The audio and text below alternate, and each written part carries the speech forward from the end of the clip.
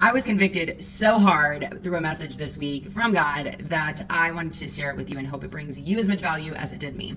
I, although being a strong believer, have been in a season for almost a year of just feeling insanely discouraged and hopeless.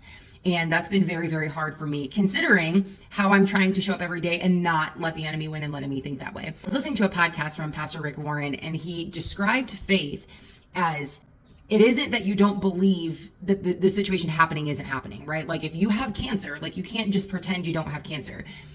Faith lies in recognizing your reality, but not worrying about it. Because if you're worrying about it, that means that you're not having faith that God is going to work it out. He then goes on to say that you can't feel discouragement and faith at the same time. Because if you're discouraged, that means that you're not trusting that God is going to work it out.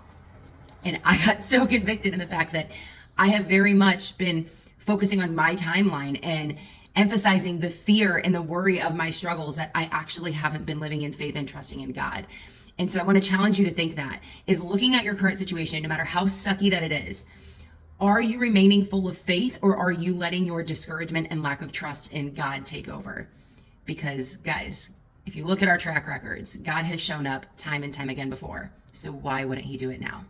Hold true to your faith and pass this to somebody else who needs this message today too.